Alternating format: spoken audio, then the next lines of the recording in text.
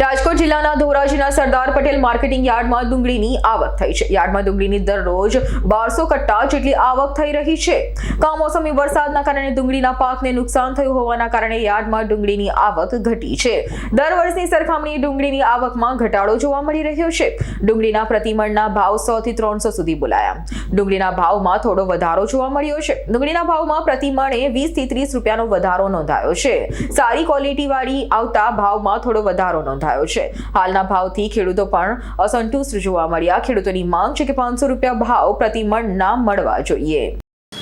મારું નામ Sureshbhai Rabadiya, Dhoraji APMC yard ડુંગળી વેપારી। આજે ડુંગળીની આવક 1100 કટ્ટાની હતી। એબાઉટ ભાવ ઊંચા નીચા ગણી તો 130થી માંડીને ઉપરમાં 305 રૂપિયા હતા। ક્વોલિટીમાં થોડો સુધારો થયો છે, જેથી કરીને ભાવનું થોડુંક ડિમાન્ડના હિસાબે 10-15-20 રૂપિયાનો વધારો છે। ક્વોલિટી જેમ વધારે સારી આવતી જશે એમ ભાવ થોડા વધશે। આગળ ગવર્મેન્ટે થોડું બાંગ્લાદેશ એક્સપોર્ટ આપ્યું છે, એના હિસાબે પણ ભાવનો થોડો વધારો છે।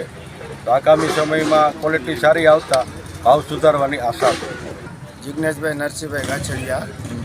અમને અત્યારે ડુંગળીના પૂરતા ભાવ મળતા નથી અને અત્યારે અમારે બિયારણ, ખાતર, દવા બધું મોંઘું થઈ ગયું છે। સરકારને નિકાસ કરવી નથી અને ખેડૂત આમાં હેરાન થાય છે। અમને પૂરતી મજૂરી આમાં ઉઠતી નથી, અમારા મજૂરીના પૈસા અમને મળતા નથી। કેવા ભાવ મળે?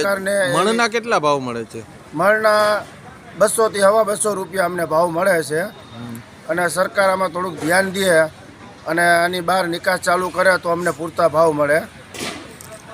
કેટલા ભાવ મળવા જોઈએ ખરેખર?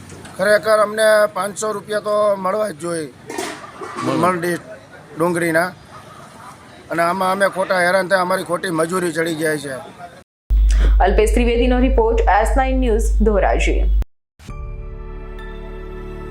અમારી તમામ માહિતીથી અપડેટ રહેવા માટે જોડાયેલા રહો S9 ન્યૂઝ સાથે।